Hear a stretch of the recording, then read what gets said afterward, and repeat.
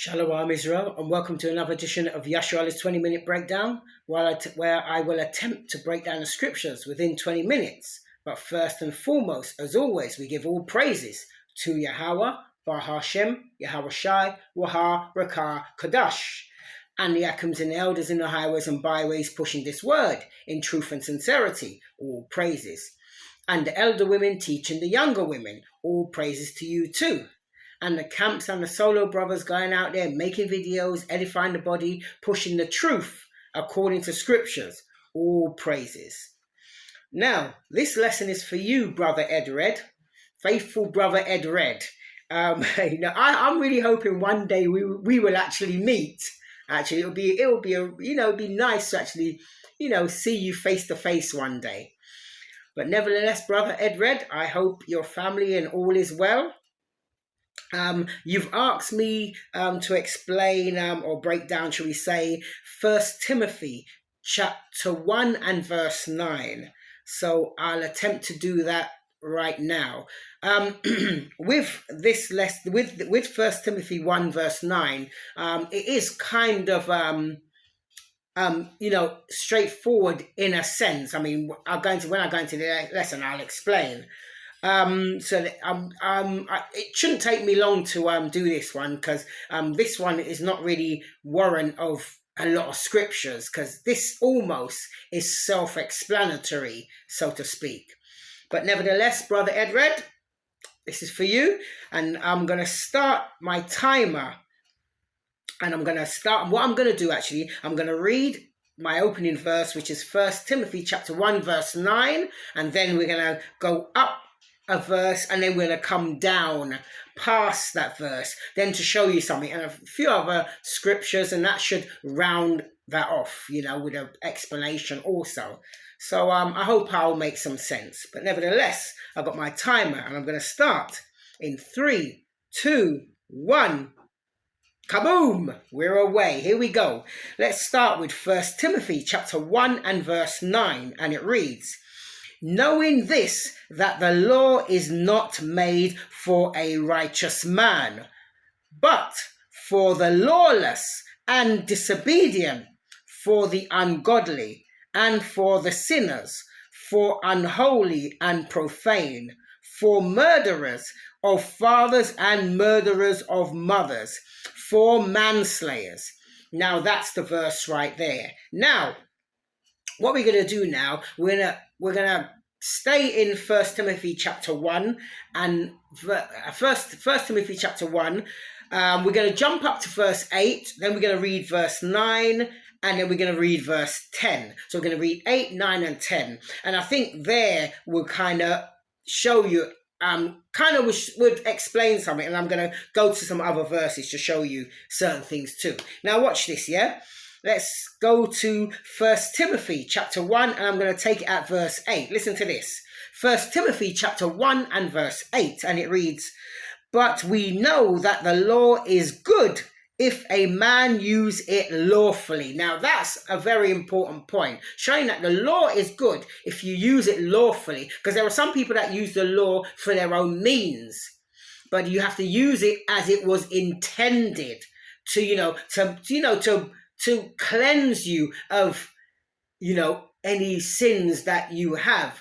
Or here's the point now. Let's go back to 1 Timothy chapter 1, and now we're going to read verse 9, and then we're going to read verse 10. I'm going to show you something, yeah?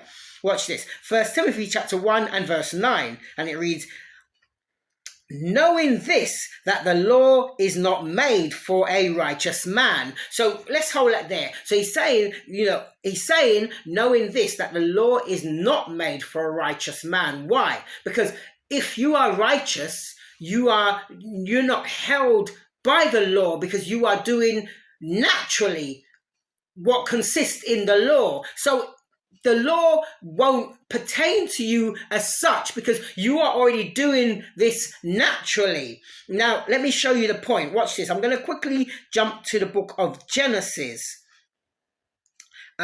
chapter 7 and verse 1. Now, let's watch this, yeah? Genesis chapter 7 and verse 1, and it reads, "And Yahweh said unto Noah," this is Noah now, "Yahweh said unto Noah, Come thou and all thy house into the ark, for thee have I seen righteous before me in this generation. Now, showing you, remember, at that time with Noah before the flood, now the book of the law wasn't written, but Noah, being a righteous man, knew things that he should do and shouldn't do. They were imputed into him. So he knew the law, even though they weren't written, they were within him. And that's the point as well, because when you go to, here we go, watch this. This is the point too, because when you go to Hebrews 8:8, which is a mirror of Jeremiah 31, it says this, watch this, yeah? When we jump to Hebrews 8:8, watch this. Hebrews chapter 8, verse 8, and it reads, for finding fault with them, which are the Israelites, he saith, behold, the days come, saith Yahweh, when I will make a new covenant with the house of Israel and with the house of Judah. Showing you that the new covenant is only for the Israelites, for the house of Judah, which was Judah, Benjamin, and Levi. Remember, when you go to First Kings, the kingdom was split. So they were now operating as two separate nations. Yeah, you had the house of Judah and you had the house of Israel. So you had Benjamin, Levi, and Judah was known of the house of Judah, which was the southern kingdom. And then you had Ephraim, which was the head tribe of the house of Israel. Ephraim go down Ephraim, Gad, Naphtali, Issachar, Simeon, and all that. The other 9 tribes with the house of Israel. Yeah. So this covenant is only for the Israelites. Yeah. Let me read on. Yeah. I'm gonna take it from the top again of Hebrews 8:8, and I'm gonna read down into 9 and possibly into 10. Now watch this, yeah? Hebrews chapter 8, verse 8, and it reads, for finding fault with them, he saith, behold, the days come, saith Yahweh, when I will make a new covenant with the house of Israel and with the house of Judah. Now listen to verse 9. Not according to the covenant that I made with their fathers in the day which I took them by the hand to lead them out of the land of Egypt, because they continue not in my covenant, and I regarded them not, saith Yahweh. Now here's the point. Watch verse 10. For this is the covenant that I will make with the house of Israel after those days when they're come back together as one, yeah? After those days, saith Yahweh. Listen to this. I will put my laws in their mind and write them in their hearts, and they will be, and I will be to them a God, and they shall be to me a people. So you see, the new covenant, we're going to have the laws in our hearts, in our minds, so we won't be able to go off. Now brings me back to 1 Timothy chapter 1 and verse 9. So when you go back to there, showing you that the law is only for the unrighteous. So if you are doing what's naturally expected of you by the Most High, you don't need the law because you are doing it already. It's already imputed into you. Now let me read verse 10 of Hebrews 8. Watch this. Hebrews chapter 8 verse 10. And it reads, I'll read it again. For this is the covenant I will make with the house of Israel after those days, saith Yahweh. I will put my laws in their minds and write them in their hearts, and I will be to them a God, and they shall be to me a people. Now listen to verse 11. And they shall not teach every man his neighbor and every man his brother, saying, know the Lord, know Yahweh. For all shall know me, from the least to the greatest. So you see, now, what does it mean to know him? Let's just quickly clear that, because he said that when those laws are in your heart and mind, he said, all shall know me. Yeah, for all shall know me. So we won't have to be out on the streets teaching people certain laws, because we all the Israelites will know him. How will we know him? This is how we know him. Watch this. We're going to jump to quickly 1 First John chapter 2, almost forgot where it was. First John chapter 2, and we're going to take it at verse 3. Listen to this. First John chapter 2 and verse 3, and it reads, "And hereby we do know that we know him, if we keep his commandments." Verse 4, "He that saith, I know him, and keepeth not his commandments, is a liar, and the truth is not in him." Now, that's how you know him, by keeping his commandments. But when they're already instilled into you, that's why in Hebrews 8 and verse 12, he said, all will know him. Was it verse 12? Forgive me, I've got so much going on in my head. I tend to lose track where I was. No, verse 11, Salakia. Verse 11, where it says, all shall know him. That's how you know him. We'll be keeping the commandments naturally. So we won't need to be teaching anybody, because we'll already know them. And that also proves we're not in the new covenant. Because when you look, people, brothers, are still out teaching people. According to the scriptures, when we're in the new covenant, we will know the laws and we'll be doing them, without question. We will know them and we'll be doing them without question. Now, when we jump back to 1 Timothy chapter 1 and verse 9. Now listen to this. I'll read that again. 1 Timothy chapter 1 verse 9 says, "Knowing this, that the law is not made for a righteous man." Now you see, that was the point I was showing you, that the laws ain't made for someone who's righteous, because you're already keeping that law. So you're not held under it because you're doing it naturally. Yeah, it says, "Knowing this, that the law is not made for a righteous man, but for the lawless, and disobedient, to those that disobey the Most High, for the ungodly, that those that turn away from him, for the sinners who say you can't even keep the law, let alone even try. They already give up before they start. Remember, sin is the transgression of the law. So all these are against the law. For unholy, for profane." Yeah, when you profane his name, and you profane your body by eating things that you shouldn't eat. Yeah, and you're not living unholy, you're not living set apart as you are supposed to. Yeah, for the murderers of fathers and of mothers. When you don't honor your father and your mother, because if you think certain things in your heart, you're already a murderer. For manslayers, when you willfully kill somebody. Yeah, listen to verse 10. Verse 10 of 1 Timothy chapter 1 verse 10. "For whoremongers," sleeping around, yeah, jumping from bed to bed, women to women, men to men, whatever, "For them that defile themselves with mankind." Those are your gays, your lesbian, your LGBT, whatever. So these people need the law to show them the standard they should live. Yeah, right. Let me read on.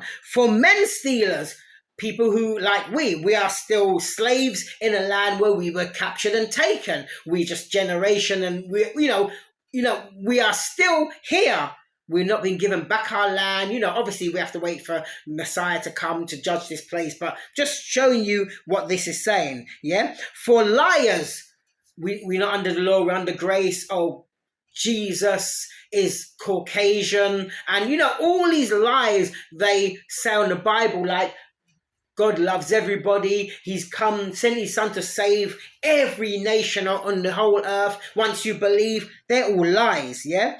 "For perjured person," when you lie on oath, you've taken an oath to tell the truth, but you're lying and you know you're lying. That's perjury, yeah? "And listen, and if there be any other thing that is contrary to sound doctrine." So you see, that's where the law is, because you need those people who should we say profane the law. You now need, and who's not got it within you to do what's right naturally. Now you need the law to guide you, to show you the way you should walk. That's what that's saying. So you see, if you are already doing these things, then you don't have to worry, because you don't need the law, because you're already doing it naturally. Yeah? Now watch this. I'm going to jump to the book of Romans chapter 2 and verses 14. Listen to this. Romans chapter 2 verse 14, and it reads, "For when the Gentiles which have not the law do by nature the things contained in the law, these having not the law are a law unto themselves. Now that explains it perfectly, because even look at some, let's say some of the Gentiles. When they say Gentiles, he's talking about Israelites who have lost their heritage, who don't know who they are. But there are some things that we do naturally, like circumcision, in the flesh, and some of us don't eat pork or shrimp, crab, lobster. That's naturally, you don't know why. There are some men that grown a beard and won't shave it, but it's something that they're doing naturally. They don't know it's the law. There's a law that says it, but they're doing these naturally. They don't need that law because they're already doing it. That's what that's showing you, yeah? So let's watch this. I'm going to quickly jump to the book of Nehemiah. Where are we? Nehemiah is up here. Watch this. Nehemiah chapter 9 and verse, let's take it at 26. Listen to this. Nehemiah chapter 9 and verse 26, and it reads, "Nevertheless, they were disobedient and rebelled against thee, and cast thy law behind their backs, and slew thy prophets, which testified against them, to turn them to thee, and they wrought great provocations." Now, and that's why the law is necessary, because you need something to show you how you should walk. Because there were men before that, like Noah, even Abraham. Actually, you know what? As I say that, watch this. I'm going to quickly jump to Romans chapter 4. Watch this, yeah? As I talk about Abraham, watch this.